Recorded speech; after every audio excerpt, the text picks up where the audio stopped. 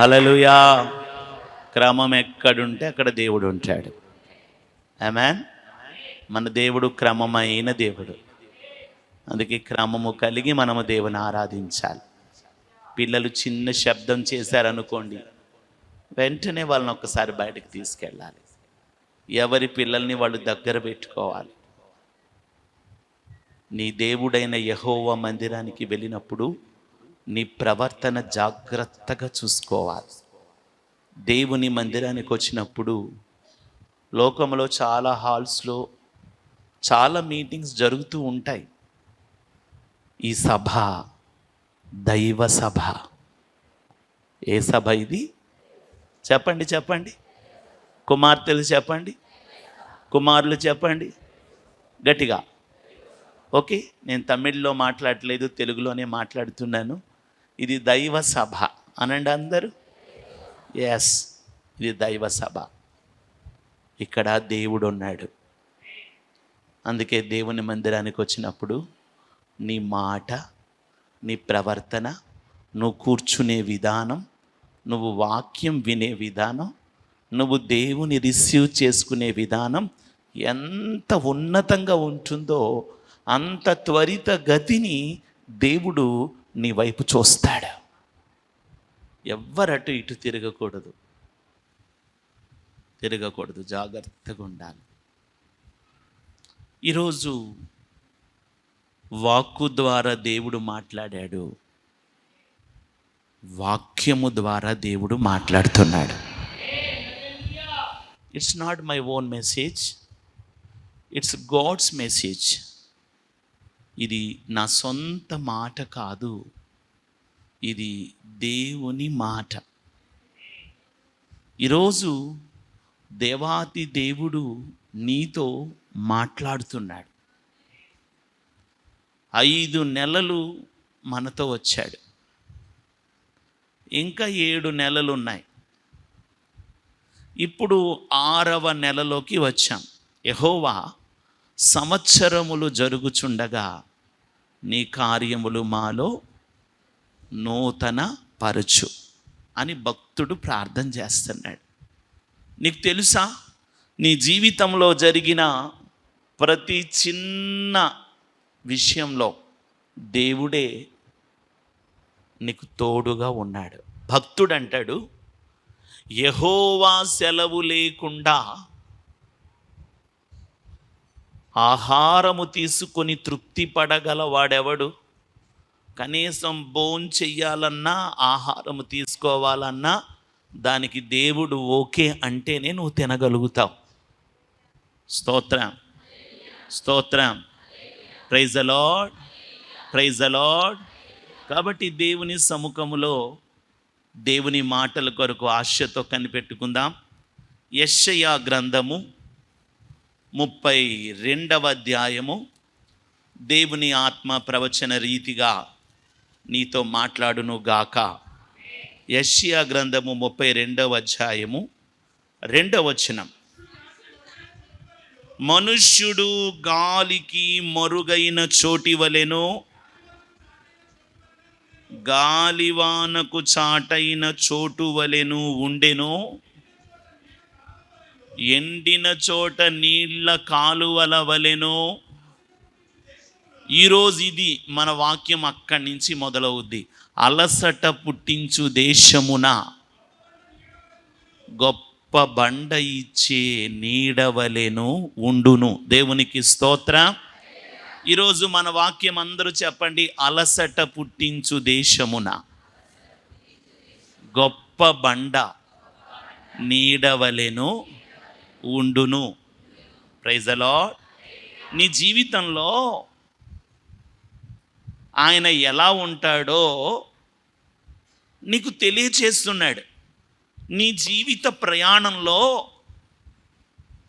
నువ్వు ఆశ్రయించిన దేవుడు, నువ్వు ఆధారపడి ఉన్న దేవుడు, నువ్వు నమ్ముకున్న ఈ నిజమైన సర్వశక్తిమంతుడైన దేవుడు ఆయన ఎలా ఉంటాడో నీకు ఒక వాగ్దానపూర్వకంగా తెలియజేస్తున్నాడు. ఏమని చెప్తున్నాడు అంటే, అలసట పుట్టించు దేశమున గొప్ప బండ ఇచ్చిన నీడవలెను ఉండును. నిజంగా దేవుడు మన ప్రార్థన విని ఈరోజు చల్లదనం ఇచ్చాడండి అన్నవాళ్ళు చప్పట్లు కొట్టండి. Praise the Lord. నిన్న రాత్రి నేను చాలా ప్రార్థన చేశాను, ప్రభువా నిన్నంతా ఎండ మండుతానే ఉందయ్యా, రేపు నీ ప్రజలు నీ సన్నిధికి రావాలి, నీ ప్రజలు నిన్ను ఆరాధించుకోవాలి, ఇంత ఎండ అయితే ఎలా వస్తారు నాయనా, ఎలా ఆరాధిస్తారు తండ్రి, ప్రభువా చల్లదనం ఇవ్వండి అని నిన్న రాత్రి ప్రభు సన్నిధిలో ప్రార్థన చేశాను. అమ్మగారు ప్రార్థన చేశారు, మీరందరూ ప్రార్థన చేసుకోవడంతో నిజంగా ఈరోజు మంచి చల్లదనం ప్రభు ఇచ్చేశాడు. చప్పట్లు కొట్టి ప్రభువుని మహింపరచండి. ఎందుకంటే గత 4 రోజులు ఎండ ఎంత అలసట పుట్టించిందో, ఎవరికైనా పుట్టించిందా? ఎంత అలసట అండి అసలు. సాయంకాలం 6 అయినా చెమట్లు ఆగవే, సాయంత్రం 6 అయినా రాత్రి 9 అయినా ఏమిటో ఒక ఉడుకు, ఒక గుబులు అన్నట్టుగా ఉంది. నీ జీవిత ప్రయాణంలో కూడా ఇలాంటి అలసటలు ఉంటాయి. నీ జీవిత ప్రయాణంలో కూడా అలసిన ఆ స్థితి ఉంటుంది. ఊజు దేశంలో యోబు అనే పేరు గల ఒక గొప్ప ఆత్మీయుడు ఉండేవాడు. ఆయన నీతిమంతుడు, యథార్థవంతుడు, దేవుని యందు భయభక్తులు కలిగి చెడుతనమును విసర్జించినవాడు. వింటున్నారా? Praise the Lord. అంత భయభక్తులు కలిగిన యోబు జీవితంలో ఒకరోజు ఆయన అన్నాడు, నాకు నెమ్మది లేదు, నాకు విశ్రాంతి లేదు, నేను అలసిపోయాను అన్నాడు. ఆ దినాలలో ఊజు దేశం అంటే ఇరాక్ దేశం. ఇరాక్ దేశములో ఉన్న కోటీశ్వరుల లిస్ట్లో యోబు అన్నవాడు ఫస్ట్ ప్లేస్లో ఉన్నాడు. అష్టైశ్వర్య భోగభాగ్యాలు ఉన్నాయి, పొలములు ఉన్నాయి, అన్నీ ఉన్నాయి. కానీ అంటున్నాడు ఆయన, నాకు నెమ్మది లేదు, నాకు విశ్రాంతి లేదు, నేను అలసిపోయి ఉన్నాను అంటూ ఒక మాట చెప్తాడు. నిప్పురవ్వలు గాలికి ఎగురునట్లుగా నరులు శ్రమంటే ఏమిటో అనుభవించడానికే పుడుతున్నారు. మనుషులు ఎందుకు పుడుతున్నారంట? శ్రమ అనుభవము కోసమే పుడుతున్నారు అంటాడు. ఈరోజు ప్రభు నీతో మాట్లాడుతున్నాడు. ప్రతి ఒక్కరి జీవితంలో అలసిన స్థితి అనేది ఉంది. కొంతమంది ఆర్థిక పరిస్థితుల్ని బట్టి, అప్పు బాధలను బట్టి అలసి పోరాడి అలసి ఇక మా వల్ల కాదు, మేము అలసిపోయాము అనుకున్నట్టుగా కొంతమంది ఉన్నారు. మరికొంతమంది వారికి ఉన్నటువంటి అనారోగ్యాలను బట్టి, వారికి ఉన్నటువంటి వ్యాధులను బట్టి, వారికి ఉన్నటువంటి మెడికల్ రిపోర్ట్స్ను బట్టి అలసిపోయిన స్థితిలో కొంతమంది ఉన్నారు. కొంతమంది ఆ భార్యాభర్తల మధ్య ఉన్న కుటుంబపరమైన సమస్యల్ని బట్టి అలసిపోయి ఉన్నారు.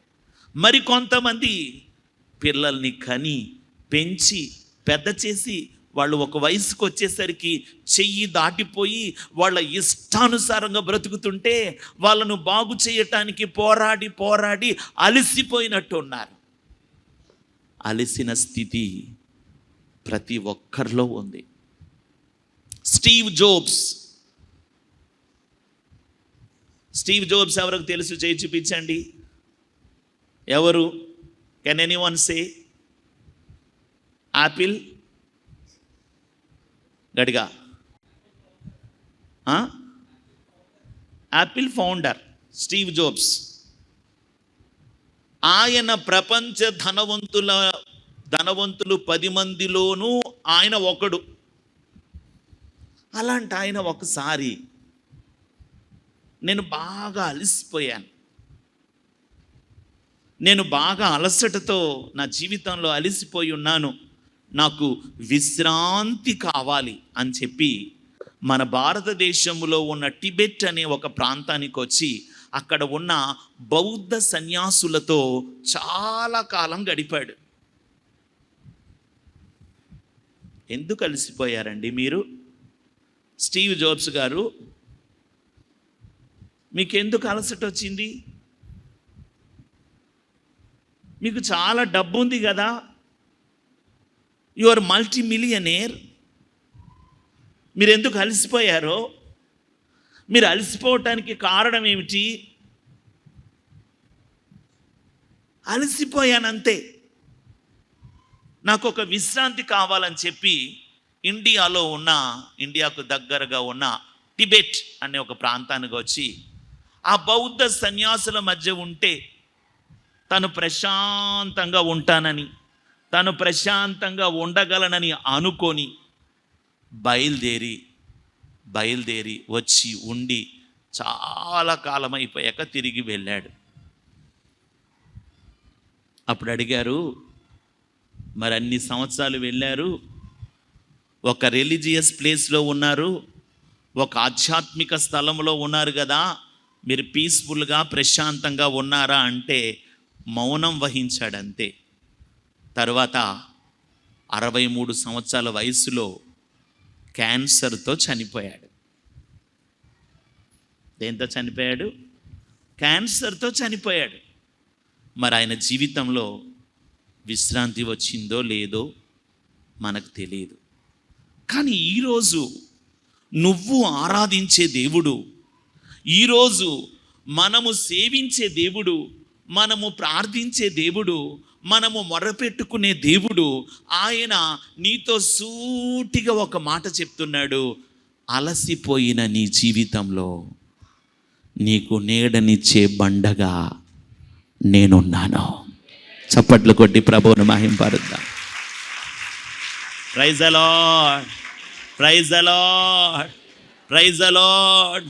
Lord, I could not take a single step. నేను ఇంకా ఒక అడుగు కూడా వేయలేను ప్రభువా, నా వల్ల కావట్లేదు, నా శక్తి సన్నగిల్లిపోయింది, నేను టోటల్లీ కూలిపోయానయ్యా, ఈ ప్రయాణం నేను చేయలేకపోతున్నాను, నేను అలసిపోయాను అని ఒకవేళ నీవు చెబితే ఆ అలసిన స్థితిలో ఉన్న నీతో నువ్వెవరైనా సరే ఈ 6వ నెల మొదటి ఆరాధనలో నీ తండ్రి నీకు చెప్తున్నాడు, అలసిన దేశమున, అలసిన నీ జీవితాన నీకు నీడనిచ్చి, నీకు విశ్రాంతినిచ్చి, నీకు సేద తీర్చే బండగా నేనుంటాను. భయపడద్దు, నేనుంటాను. ఒక యవనస్తునిగా నీ లైఫ్లో సరైనటువంటి ఫ్లరిష్మెంట్, అభివృద్ధి లేదు, సక్సెస్ లేదు, ఒక ఉద్యోగం లేదు, సంపాదన లేదు, అలసిపోయాను, నేను ఎప్పుడుకు స్థిరపడతానో నాకు అర్థం అవ్వట్లేదు.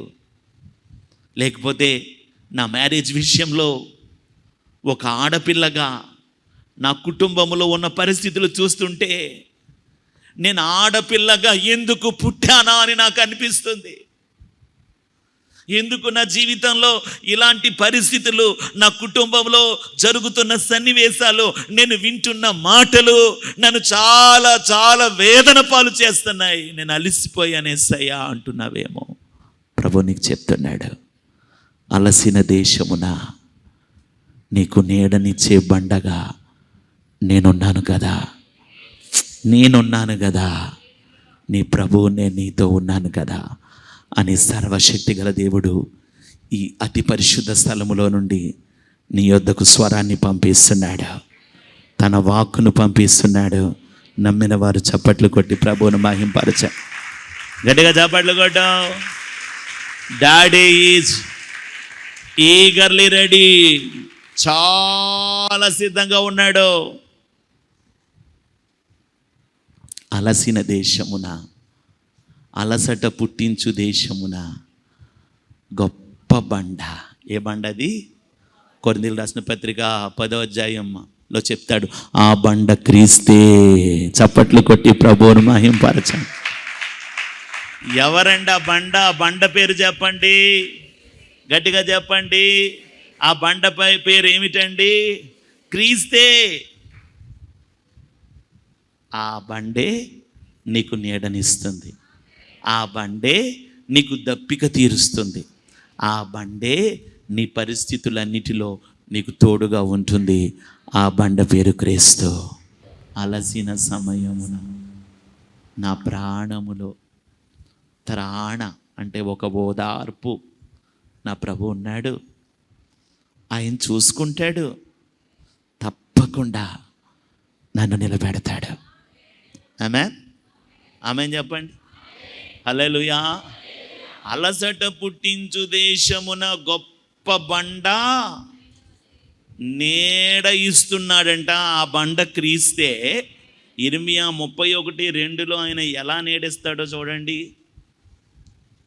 ఇర్మియా గ్రంథము 31వ అధ్యాయము 2వ వచనం. యెహోవా ఇలాగు సెలవిచ్చుచున్నాడు, ఖడ్గమును తప్పించుకొనిన వారై జనులు అరణ్యములో దయనొందిరి గనుక. ఎందుకు వెళతావయ్యా నువ్వంటే, ఇదిగో నా ప్రజలు ఖడ్గములో అనగా కష్టములో, ఆపదలలో, శ్రమలలో, నిందలలో, అవమానాలలో, ఆర్థిక ఇబ్బందులలో, వ్యాధి బాధలలో, ఆ అరణ్యములో, ఈ లోకమని అరణ్యములో, ఈ జనారణ్యములో ఏదో ఒక ఖడ్గము వారి మీద దాడి చేస్తుంటే, ఏదో ఒక కష్టము వారి మీద దాడి చేస్తుంటే, అలాగ తప్పించుకుంటూ నా దయతో సాగుతున్న నా ప్రజలకు ఎందుకు వెళ్తావు? విశ్రాంతి ఇవ్వడానికి నేను వెళ్ళబోతున్నాను. నమ్మిన వారు చప్పట్లు కొట్టండి. Praise the Lord. Hallelujah. Hallelujah. When I went to cause him to rest, thus saith the Lord, the people which were left of the sword found grace in the wilderness, even Israel, when I went to cause him to rest. తనకు అతనికి విశ్రాంతినివ్వడానికి ఈరోజు నేను వెళ్తున్నాను. ఆమెను గట్టిగా చెప్పరే. ఆమెకు విశ్రాంతినివ్వడానికి నేను వెళుతున్నాను. Praise the Lord, praise the Lord. ఈ బరువులు, భారాలు, బాధలు, కష్టాలు, హృదయములో నలిగిన పరిస్థితులు నువ్వు మొయ్యలేవు, కానీ నా మీద వేసి టేక్ రెస్ట్, నువ్వు విశ్రాంతి తీసుకో. ఇదిగో నీ భారాలు మోయటానికి, నీకు విశ్రాంతినివ్వడానికి ఈ 6వ మాసములో నేను నీతో వస్తున్నాను అని నీ తండ్రి అయిన దేవుడు నీతో చెబుతున్నాడు. నమ్మిన వారు చప్పట్లు కొట్టు. Praise the Lord. తండ్రి రావాలి నాతో అన్నవాళ్ళు చేయి చూపించండి. అలసిట పుట్టించు దేశము నా జీవితమే. ఆ గొప్ప బండ ఇచ్చే నీడ, ఆ ఉన్నతమైన దేవుడిచ్చే విశ్రాంతి నేను పొందాలని ఆశపడుతున్నాను అన్నవాళ్ళు చేయి చూపించండి. ప్రభువు నీతో మాట్లాడుతున్నాడు. నీకు విశ్రాంతినివ్వడానికి నీ తండ్రి వస్తున్నాడు.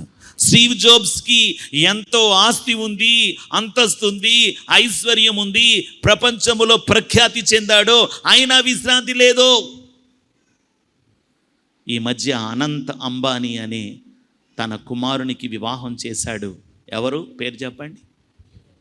ఎవరు పెళ్లి చేసిన ఆయన పేరు చెప్పండి? ఎంగేజ్మెంట్ అయినట్టుంది. ముఖేష్ అంబానీ. ఏమంటున్నాడు? మాకు చాలా డబ్బు ఉంది, మాకు చాలా ఆస్తి ఉంది, అన్నీ ఉన్నాయి, మా జీవితాలకు ఏ సమస్య లేదని అనుకుంటారు. కానీ మా హృదయాల్లో కూడా డబ్బు చెయ్యలేని, డబ్బు ఇవ్వలేని ఒక ప్రశాంతత కోసం మేము ఆరాటపడుతున్నాం. అలాంటి ప్రశాంతత కోసం నువ్వు ఆరాటపడుతున్నావా? అలాంటి విశ్రాంతి కోసం నువ్వు ఆరాటపడుతున్నావా? దేవాతి దేవుడు నీతో మాట్లాడుతున్నాడు. ఉన్నతమైన దేవుడు నీకు సెలవిస్తున్నాడు. ఉన్నతమైన దేవుడు నీకు మాట ఇస్తున్నాడు. చేపట్టు, నీ చేతిలో ప్రభు చేయేస్తాడు. చేయబట్టు, ఇలా చేయబట్టు, ఆయన హస్తం నీ చేతిలో పడుతుంది. ప్రభు చెప్తున్నాడు, అలసిన నీ జీవితంలో నీడనిచ్చే బండగా విశ్రాంతినిచ్చుటకు ఇది మొదలుకొని నేను నీతో ఉండబోతున్నాను. ప్రభునిచ్చిన మాట నెరవేరునుగాక. చప్పట్లు కొట్టి ప్రభువుని మహింపరుద్దాం.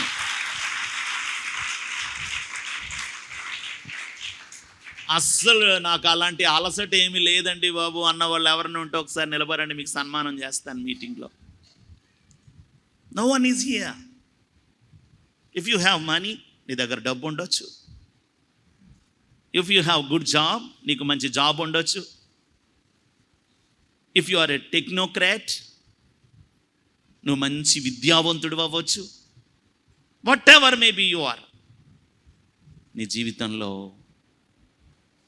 జీవితంలో ఒక విశ్రాంతి అనేది నువ్వు కోరుకుంటే అది ఇవ్వగలవాడు యేసుక్రీస్తు ఒక్కడే. హలో, హల్లెలూయా, హల్లెలూయా.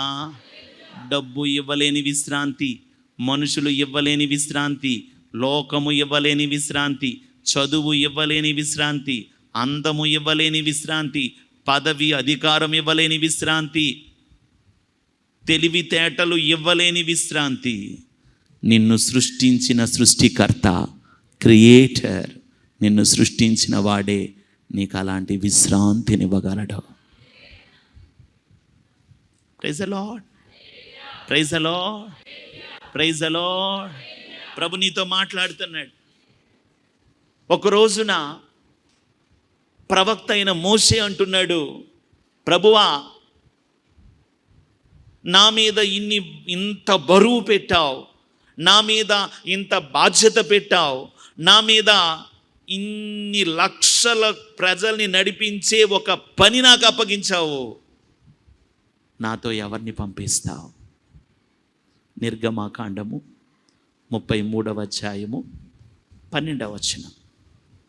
త్వరగా తీయండి. మనకు మోషే యెహోవాతో ఇట్లా, నేను చూడము, ఇదిగో ఈ ప్రజల్ని తోడుకొని పొమ్మని నీవు నాతో చెప్పుచున్నావు, కానీ నాతో ఎవరిని పంపెదవో అది నాకు తెలుపలేదో. నీవు ఓకే,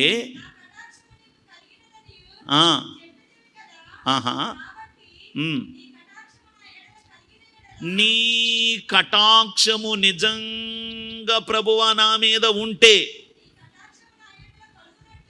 నీ కటాక్షము, నీ కృప, నీ కనికరము నా మీద ఉండునట్లుగా దయచేసి నీ మార్గమును నాకు తెలుపుము.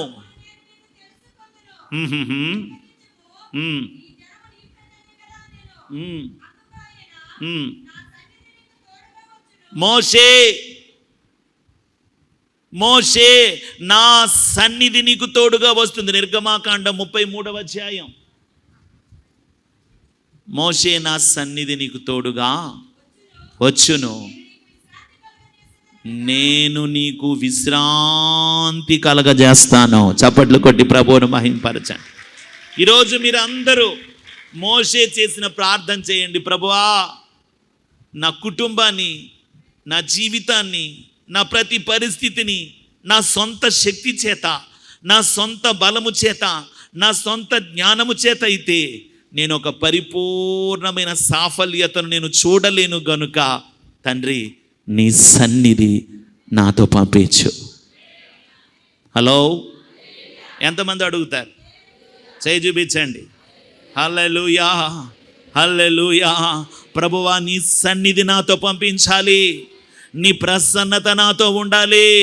ప్రతిరోజు నేను అడుగుతాను, ప్రభా నువ్వు నాతోనే ఉన్నావా అంటే నాకు ఒక స్వరం వినబడుతుంది, ఇదిగో నిన్ను పిలిచిన వాడు నిన్ను విడిచిపెట్టేస్తాడా అని ఒక స్వరం నాకు వినబడుతుంది. చప్పట్లు కొట్టి ప్రభువుని మహింపరచండి. హల్లెలూయా, హల్లెలూయా. అవసరతల కొరకు సంప్రదించవలసిన మా చిరునామా: బ్రదర్ ఎం వేణు, ఆత్మదేవుని ప్రత్యక్షత, జీసస్ ఆల్మైటీ మినిస్ట్రీస్, తణుకు. మా ఫోన్ నంబర్లు 8978587988. మా మరి యొక్క నంబర్ 9912644855. ప్రభు మిమ్ములను ఆశీర్వదించునుగాక.